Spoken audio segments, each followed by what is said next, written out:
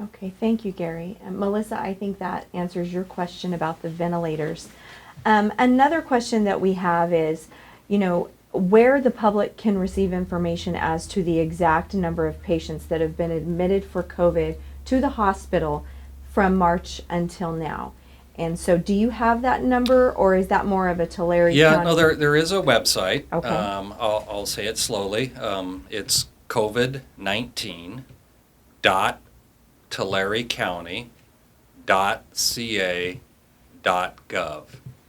And that is a pretty recent website and dashboard that the county stood up in concert with the hospitals in the county, that we agreed that we would submit our daily information to them about number of hospitalized patients, about number of patients that were in the ICU, the number that were on ventilators, and so forth.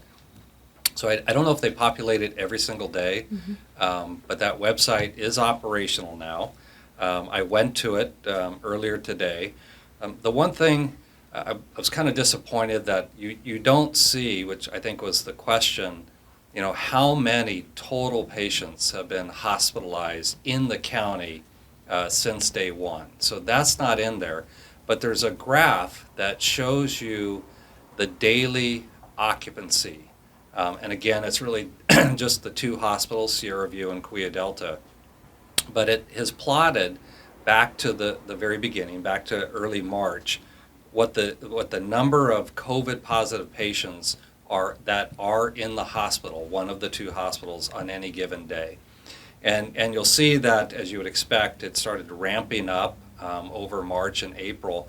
It appears that it pretty much has peaked at 40 patients. That's been the highest number of COVID positive patients that have been hospitalized on any given day since the pandemic began. Today, if you go to that website, there are 35 COVID positive patients that are in one of the two hospitals. So 35 total patients, 30 of them are at Kaweah Delta, which means 5 of them are at Sierra View. Just probably a couple weeks ago, maybe a week and a half ago, obviously we're in constant communication with our sister hospital, with Sierra View Hospital, which is a public hospital like us. Their COVID population had fallen off so dramatically. I think they were down to just having one patient in the hospital, and they were ready to dismantle, take down their command center and everything. And but then over a weekend, they saw a significant spike, and all of a sudden they went from having one patient to having 10 patients, and 8 of those patients had to be placed in the ICU, and a number of them had to be intubated. So it's obviously very fluid. I would say that it has kind of stabilized around this 30 to 35 number.